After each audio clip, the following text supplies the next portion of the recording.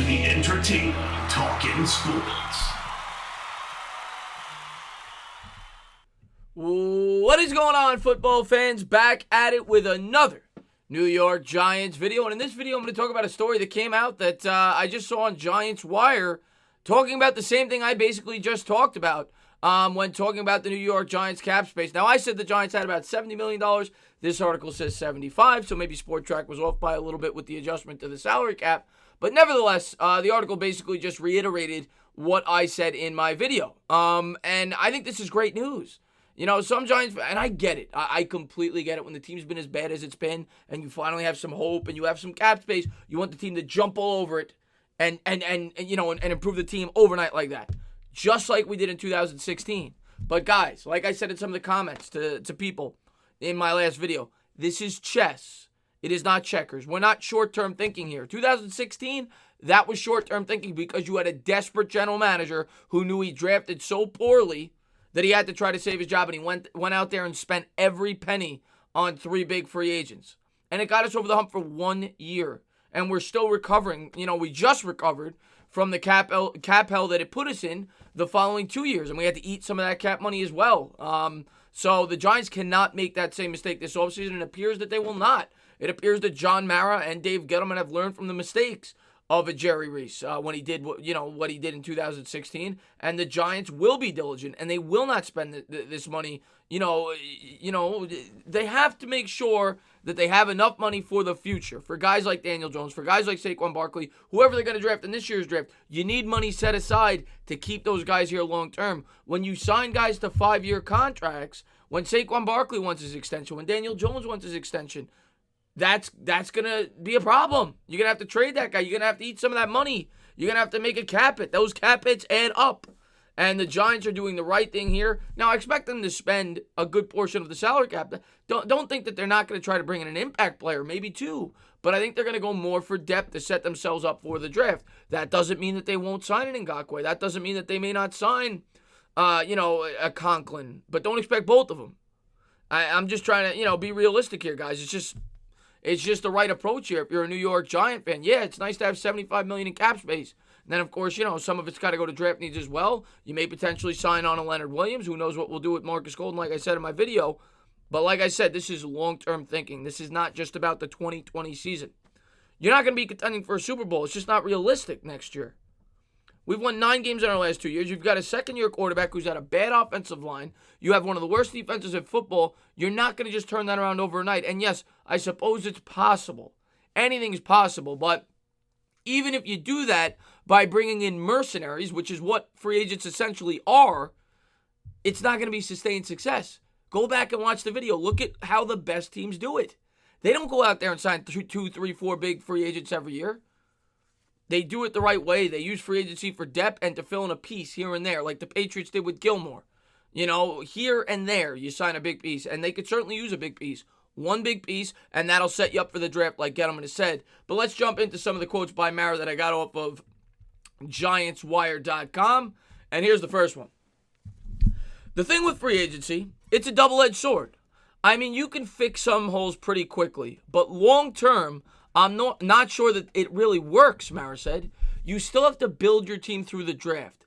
I think the best thing in free agency is it allows you to fill some needs so you could go into the draft and just take the best player available. So that's basically what he's saying.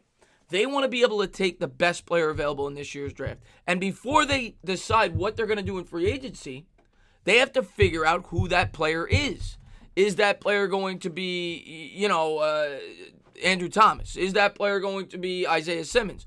If it's going to be Andrew Thomas, you address the defense in free agency. If it's going to be Isaiah Simmons, you may look to attack a Conklin in free agency. But that's basically what he's saying there. He's saying we're not going to build the team like we did in 2016 around free agency because we couldn't draft well. We've drafted well the last 2 years. We're encouraged by that. We're now bringing in a young coach to get the most out of those players, and we're going to draft well again this year, and we're going to continue to build the team the proper way.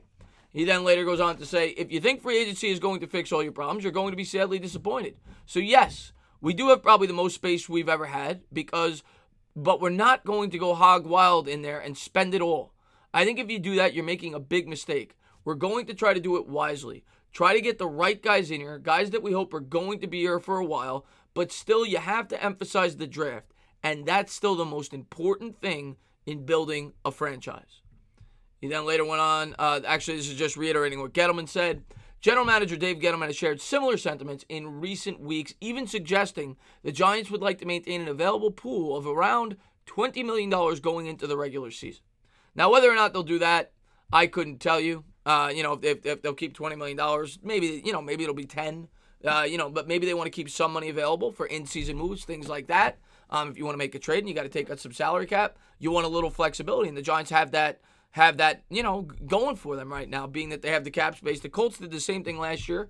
They didn't break the bank. They didn't want to overspend. They didn't want to kill all their cap space in one offseason, also limiting them from retaining their players down the stretch. Same thing with the New York Giants. If you sign guys to 5-year deals, which is what these high-profile guys are going to want, Ngakoue's going to want 5 years. Conklin's going to want 5 years. And if you sign these guys to 5-year deals, they're going to cut into when you want to extend a Daniel Jones, when you want to extend, a Saquon Barkley or someone like that, Will Hernandez, whoever it may be. And the Giants have to be diligent here. They have to do the right thing, and it looks as if they will. And if you're a Giant fan, as much as you might be upset because you're hoping to win a Super Bowl next year, like I said, this is about being good for 10 years straight. Like the Patriots are, like the Ravens are, like the Steelers are, like the Saints are, like the Chiefs are. This isn't about having 1 year like we did in 2016 or the Jaguars had in 2017 or the Bears had. We need to get back to where we were when Eli first came here. When Eli came here, from his second year until 2012, we had a good 8 years.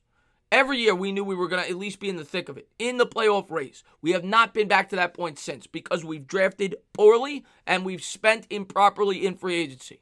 We're starting to draft better, and it seems as if they have the right mindset and are not going to waste away all this money in free agency to 3 or 4 big contracts. So it limits us down, in the next few years. Cap space, like I said in my last video, is meant to be spent to retain the players that you drafted and to fill in a hole here, fill in a hole there, but not 3-4 big names in the same offseason. It's not the NBA. It's a 53-man roster. NBA free agency is a much more can come from it in the NBA with free agency. When you sign a guy like a LeBron James, that's going to change your team overnight. The NFL's not that way. You can count on one finger how many times a quarterback has really helped out a team through free agency. It's very rare. It does not happen often. You build through the draft. That's the way the NFL's always been. That's the way it's always going to be. And you fill a hole here, you fill a hole there, like they did with a Plaxico Burress. You pluck a guy here, you pluck a guy there. But you're not going to spend all $70 million of this on 2 or 3 huge guys. I don't think that's going to be the plan. We'll have to wait and see what they decide to do, but that's what I gathered from what Mara said. I just wanted to get it out there as I just saw it, and I was like, oh, well, there you go. Kind of backed up what I said in my video. As always, guys, if you liked what you watched, please subscribe, drop a comment, maybe give me a little thumbs up. Cheers.